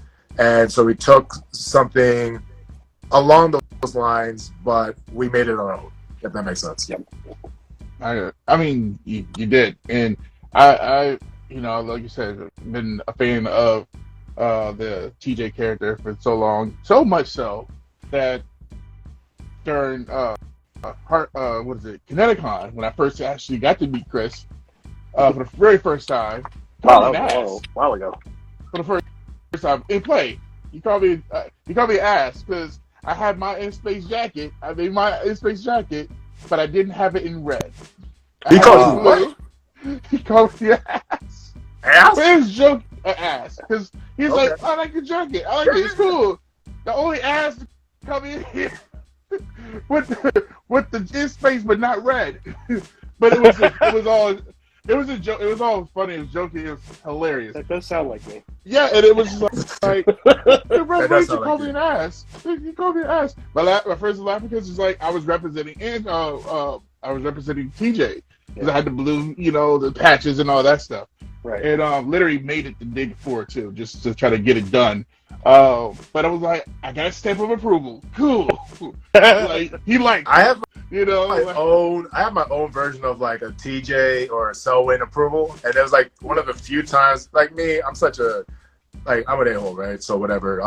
Especially like with Bloodline, I'm like on director mode, like hey, let's get things done, yada yada yada. So I rarely let myself have like a fanboy moment. Yeah. And at this point, Chris is my big brother, so Andros, whatever. Still love him, best Power Ranger of all time, but fuck him. But at the same time, I had like a fanboy moment with Selwyn at the last Power Morphicon. Also, shout out to Grim. Speaking of like action figures and stuff like that, Grim made a Lightning TJ figure. There's been a few of them that were made, but he made one recently, and he even had like a civilian scope, and he even included the skull cap. And I'm like, that's great. My little figure has the skull cap, and I'm like, cool. What? Hell yeah, that was cool. But no. So I was at Power Morphicon, and I was actually giving Selwyn a shirt from one of our productions. And I didn't want to hover his table, so he was busy, but I saw a couple of friends, and I happened to be by his table. Right. So I'm talking to them. He gets done. I'm not paying attention to him anymore because I didn't want to bother him. And then he stands up, and he goes, "Is that T.K. Johnson, my son?" And bro, I couldn't tell you. I did the most violent, ugly cry in the world. Yeah. only dogs could hear it type of cry. It was just that'll do it. He knows, yeah. It was the most fanboy I've ever been just because of that validation. Yeah. So, anyways, continue. I got to meet him. I got to meet him actually last summer at Go Ranger Station. Shout out to Lady J Cosplay, Jamila. She's going to do it again this year, July 15th, in Philadelphia, Pennsylvania. So I got to meet him there, and I kind of did my necklace the way that you had it in the about the key, whatever. Oh, cool. Like a lanyard. Yeah, and I had him, have him sign it. But getting to the moment to go see him, I had that moment. I had that like, oh crap, this is him. He's right over there. Oh, and like my friends were like, calm down, it's cool. And I'm like, you just don't get it. It's like, it's him, But finally did, totally cool guy. Yeah. Outstanding. Very good, person. Very good, man. And I will say, testament to every Ranger, including yourself, Chris, every Ranger I've met, has it to pass, like, have always been super nice, super chilled. like honestly, I have never had a bad situation with any Rangers. Everybody's been like, they always say don't meet your heroes, but for Rangers, I just always I never had an issue. Everybody's been cool. Everybody's so freaking cool. I can appreciate that. Yeah. That is a lot of humility, especially for those of us that were like the older ones that like from the original series and all that. You learn very quickly that whatever they tell you to do, shut up and do it, or you don't have a job no more. So just be humble. Yeah, and I know you guys hear the same stuff over and over the years, and and I can see it could be kind of like tiring hearing the same thing, but at the same time, you guys don't show it. You guys just like, you smile and you just in the like, what's the word for it? Just the home feeling. Like, everybody just feel like, hey, you just hanging out type of feel. Like, especially at some conventions where you can actually sit and talk to everybody, for a little bit. You guys just make it super easy just to like, chill from being a fanboy and actually talk to the person a little bit, and get to meet actually talk to the person, not the character. And I give you guys a lot of credit for that, because you guys are all, like I said, been super cool. And all my friends have met actors from before, and it's never been a bad situation, a bad story. Y'all set it up there for other actors from other projects, because it's like, you guys really kill it, honestly. Yeah, just do it. Yeah, just more than you know, D. More than you know, D. Like, I've been friends, well, essentially family with Chris for a while now, and I've seen him interact with like tons of fans, years of fans, and there hasn't been another Ranger more authentic in terms of being true to himself. To the point where even I've gotten on him for it, but like, legitimately, he's authentic, genuine. What you see is what you get, right? And he very much knows, like, the fan base is what it's about. You know what I mean? He's also one of the few Rangers that has like a Flip the Bird 8x10 that you could buy. He's very proud of that fact. Yeah, that's my point. That's exactly. I'm happy with it. Like, not every Ranger will have like a Andros flipping a bird 8x10. Right. But the one thing you're absolutely right about is, again, he does care about his fans. Like, he does care about the fans. The fact is, they're taking the time out to see him, and there's never been a single time where he doesn't feel up to it because of that fact. You know what I mean? So, I mean, I don't want to give him a bigger head than he already has, but it is true. Like me, I'm a by proxy at best. You know what I mean? Like, I have imposter syndrome like crap, but the little bit of like touch of it, right? It would not be here if it wasn't for like the Ranger community, Chris, and just the authentic nature of the beast. Whatever, Chris, hate you. Yeah. It's all about giving you flowers while you're here, so it's just like giving you flowers, to both of you guys, while you guys are right now here, especially on this pod, and just, you guys have been tremendously, just dope as hell. Just dope. You took the time out to, you chat with us, chat with me, and I appreciate you guys. I appreciate you guys so much for that. This is up there for me, for both of y'all. Before we go, I don't want to take you more of your time. Do you have any advice to give, any young person out there? Because I have nieces and I have a nephew, and I always want them to be able to like get advice from people who are doing it, and you guys are. So, what kind of advice do you have for those that's just, to get to like even what y'all guys are doing? Well, define it. Are you talking about just like following their passions? Passion. Yes. Following their passion. Following, the whole nine. I have two pieces of advice. When it comes to writing, I've been writing ever since I was like 12, so 1,000 years, forever. Number one, write what you know. Always write what you know. If you have to write about something and you don't know about it, learn about it.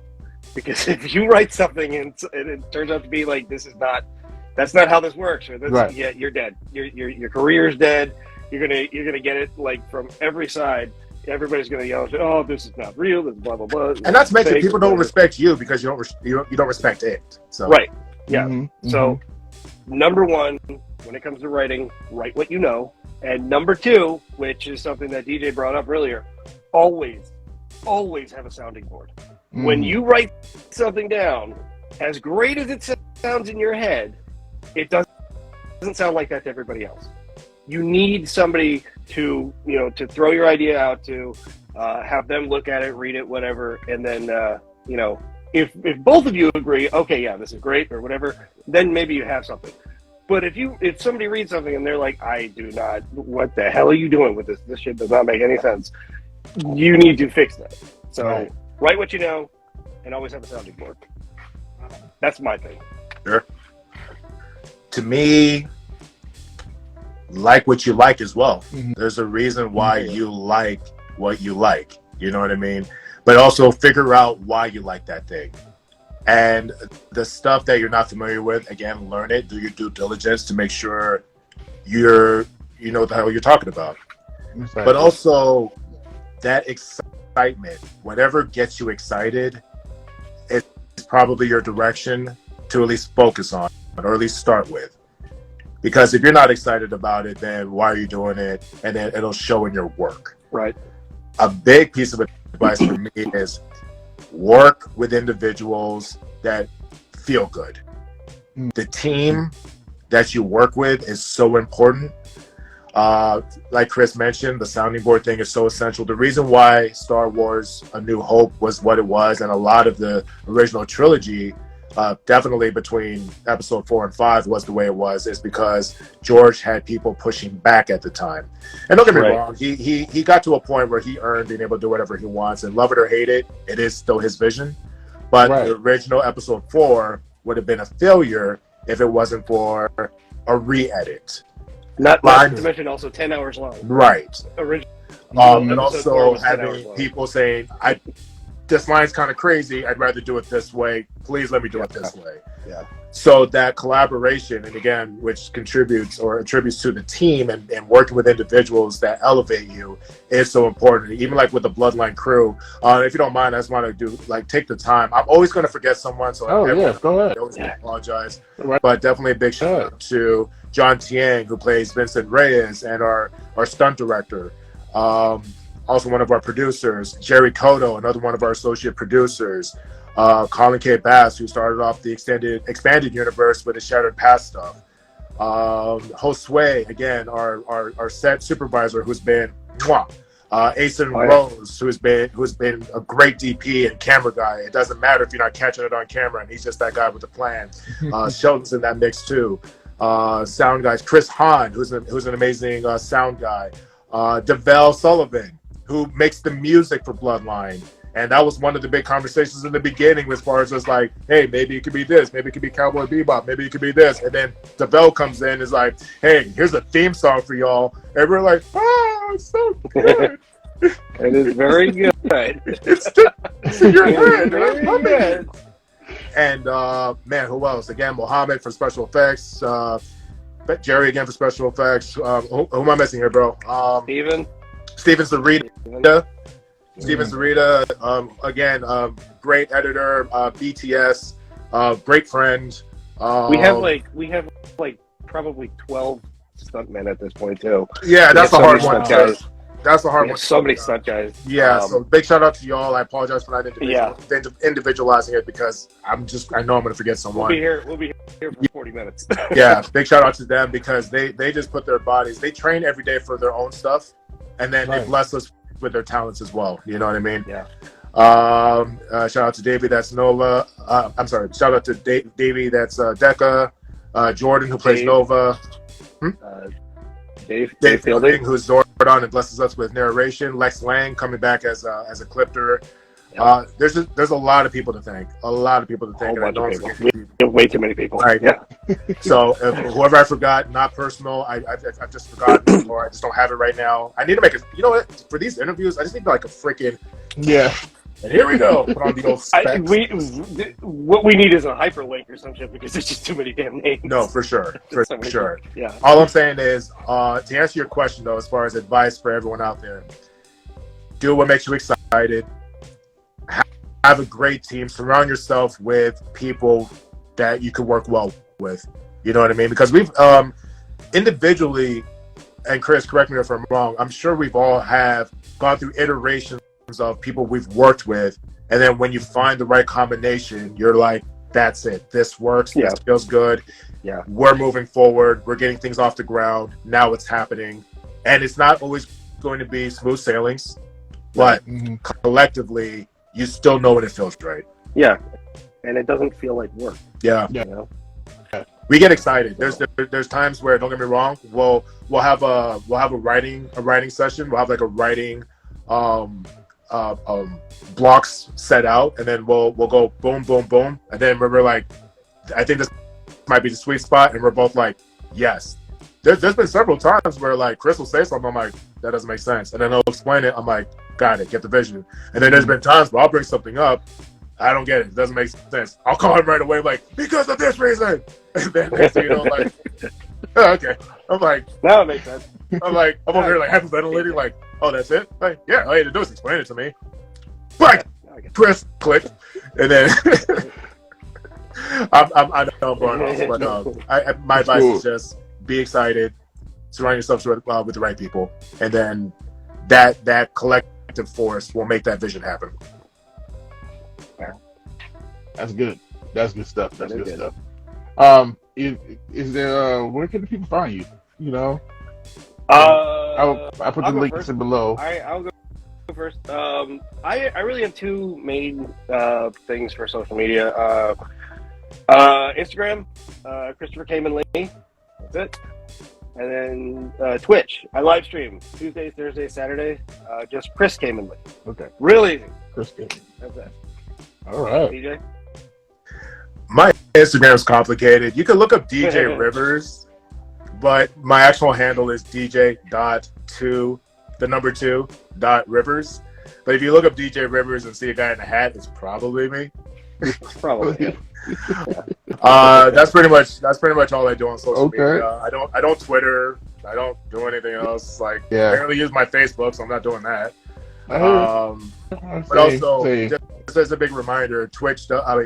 Chris does Twitch stream Tuesdays, Thursdays, and Saturdays. That's always a good time. So just make sure you guys show up for that. And a lot of times you get good insight to a lot more BTS stuff. I mean, he's pretty good about it. I do my best.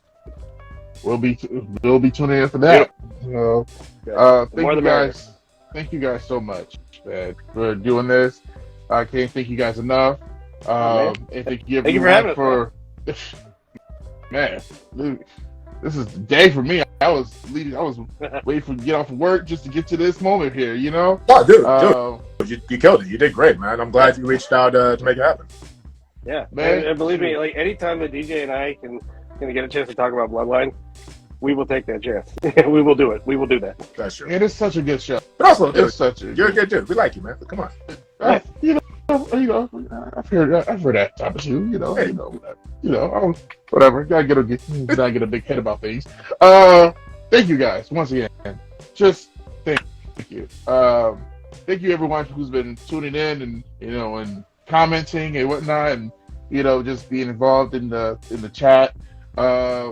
This has been the BearatNight podcast right now, and I got nothing more to say, but thank you all for listening, watching, whatever you're doing this weekend. Drink responsibly.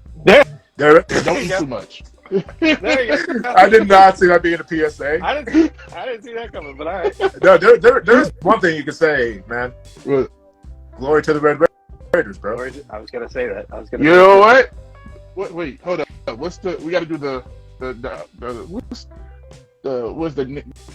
Spaceballs handshake. Oh, we're gonna do that. Okay, we'll call it out. 3, 2, 1. Glory to the Raiders. Sparkle fingers. Sparkle. Thank you guys. This is the BearatNight podcast. Talk to y'all later. Thank you. Peace.